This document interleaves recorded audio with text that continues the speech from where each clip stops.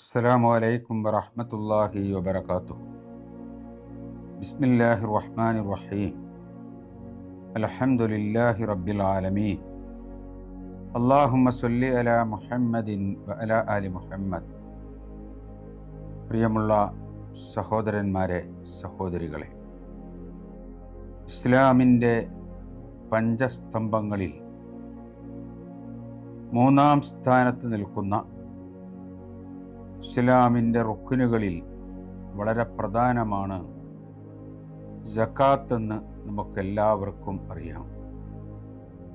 നമസ്കാരം കഴിഞ്ഞാൽ പിന്നെ വരുന്നത് സകാത്താണ്. വിശുദ്ധ ഖുർആൻ നമസ്കാരത്തോടൊപ്പം 29 സ്ഥലങ്ങളിൽ സകാത്തിനെ സംബന്ധിച്ച് സംസാരിച്ചിട്ടുണ്ട്. സകാത്ത് നൽകാതിരിക്കുന്നത്, സകാത്ത് നിഷേധിക്കുന്നത് ഇസ്ലാമിൽ നിന്ന് പുറത്തു പോകുന്നതിന് കാരണമായിത്തീരും. അത്രയും പ്രാധാന്യമർഹിക്കുന്ന കാര്യമാണ്. ഈ സകാത്തിന് അതിനർഹമായിട്ടുള്ള ഒരു പ്രാധാന്യം നിർഭാഗ്യവശാൽ മുസ്ലിം സമൂഹം നൽകിയിട്ടില്ല. നമസ്കാരത്തോടൊപ്പം ചേർത്തു വെച്ചിട്ടുള്ള സകാത്ത് നമസ്കാരത്തിൻ്റെ അതേ ഗൗരവത്തിൽ നടപ്പിലാക്കുന്നിടത്ത് നമ്മൾ പരാജയപ്പെട്ടു പോയിരിക്കും. സകാത്ത് വ്യക്തിയെ സംസ്കരിക്കുന്നതും സമ്പത്തിനെ വിശുദ്ധമാക്കുന്നതും സമൂഹത്തിന് കരുത്തും വളർച്ചയും നൽകുന്നതുമാണ് സകാത്ത് എന്ന് കാണാൻ കഴിയും. ഇസ്ലാമിൽ സകാത്തിൻ്റെ സ്വഭാവം അത് സംഘടിതമായി നിർവഹിക്കപ്പെടണം എന്നതാണ്. സംഘടിതമായ സ്വഭാവത്തിലാണ് അത് നിർവഹിക്കപ്പെടേണ്ടത്. റസൂൽ സല്ലല്ലാഹു അലൈഹി വസല്ലമയുടെ ഹിജ്റയ്ക്ക് ശേഷം 2-ാം വർഷമാണ് സകാത്ത് നിർബന്ധമാക്കുന്നത്. പ്രവാചകൻ സല്ലല്ലാഹു അലൈഹി വസല്ലമയുടെ കാലഘട്ടത്തിൽ, ഖുലഫാഉർ റാഷിദുകളുടെ കാലഘട്ടത്തിൽ, സലഫുസ് സാലിഹുകളുടെ കാലഘട്ടത്തിൽ അത് സംഘടിതമായിട്ടാണ് നിർവഹിക്കപ്പെട്ടിട്ടുള്ളത്.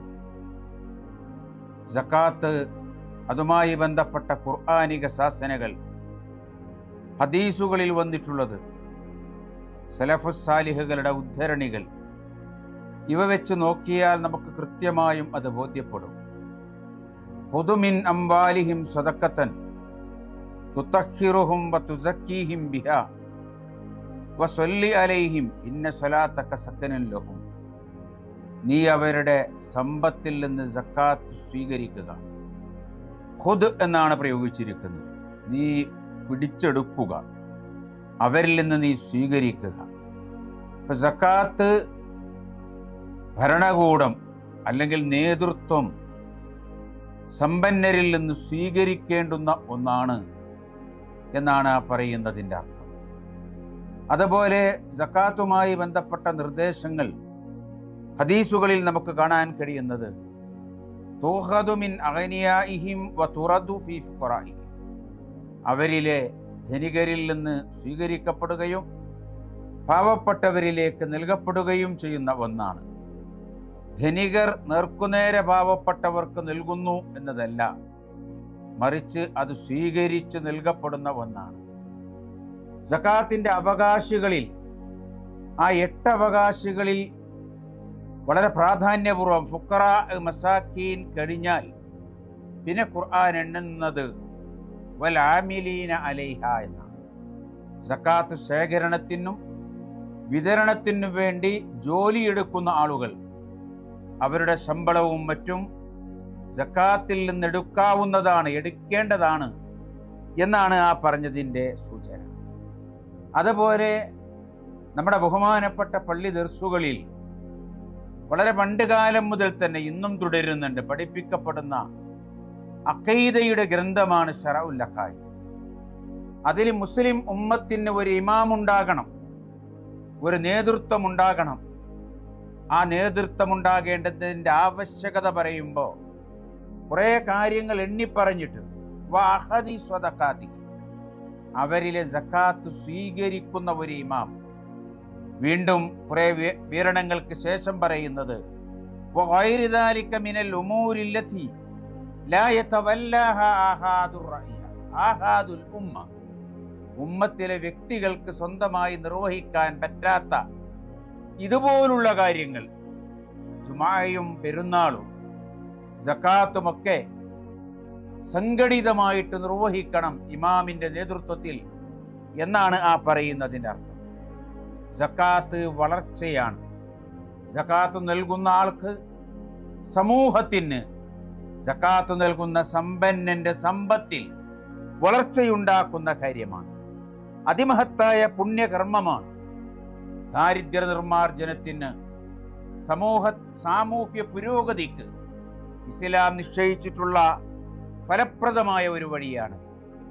സക്കാത്തിനെ സംബന്ധിച്ച ഖുർആനിൻ്റെയും സുന്നത്തിൻ്റെയും നിർദ്ദേശങ്ങൾ പരിഗണിക്കുമ്പോൾ നമുക്ക് കാണാൻ കഴിയും, അത് സമ്പന്നന്റെ ഔദാര്യമല്ല, പാവപ്പെട്ടവന്റെ അവകാശമാണ്. ഒരാളുടെയും മാനാഭിമാനങ്ങൾക്ക് ഒരു തകരാറും സംഭവിക്കാത്ത വിധം സാമൂഹ്യ സുരക്ഷിതത്വത്തിനും സാമൂഹ്യ വളർച്ചയ്ക്കും വേണ്ടി ഇസ്ലാം നിയമമാക്കിയിട്ടുള്ള മഹനീയമായ പദ്ധതിയാണ് സക്കാത്ത് എന്ന് കാണാൻ കഴിയും. അതിനെ ആ വഴിയിലേക്ക് തിരിച്ചു കൊണ്ടുവരാനുള്ള കഠിനമായ പ്രയത്നം മുസ്ലിം ഉമ്മത്തിൽ നിന്ന്, അതിൻ്റെ ഉലമാക്കളിൽ നിന്ന്, ഉമറാക്കളിൽ നിന്ന് ഉണ്ടാകേണ്ടതുണ്ട് എന്നത് വളരെ പ്രധാനപ്പെട്ട ഒരു കാര്യമാണ്. ഇസ്ലാമുമായി ബന്ധപ്പെട്ട ഇസ്ലാമിനെ മനസ്സിലാക്കാൻ അത് സാധാരണക്കാരനും പൊതുസമൂഹത്തിനും അവസരം നൽകുന്ന വളരെ മഹിതമായ ഒരു കർമ്മ പദ്ധതിയാണ് സക്കാത്ത് എന്ന് മനസ്സിലാക്കാൻ കഴിയും. കാരുണ്യക്കടലായ പടച്ച തമ്പുരാൻ അതിൻ്റെ പൂർണ്ണമായ ചൈതന്യത്തോടുകൂടി, റൂഹോടുകൂടി അതിനെ നിർവഹിക്കാൻ, നടപ്പിലാക്കാൻ നമുക്ക് തൗഫീഖ് നൽകി അനുഗ്രഹിക്കുമാറാകട്ടെ. ആ മാർഗത്തിൽ സമൂഹത്തിന് ദിശാബോധം നൽകുന്നത് കൂടിയാണ് ബൈത്തുൽ സക്കാത്ത് കേരള എന്ന് ഒരിക്കൽ കൂടി ഇവിടെ ഓർമ്മപ്പെടുത്തുകയാണ്. വാഹ്റു ദഅവാന അനിൽ ഹംദുലില്ലാഹി റബ്ബിൽ ആലമീൻ. അസ്സലാമു അലൈക്കും.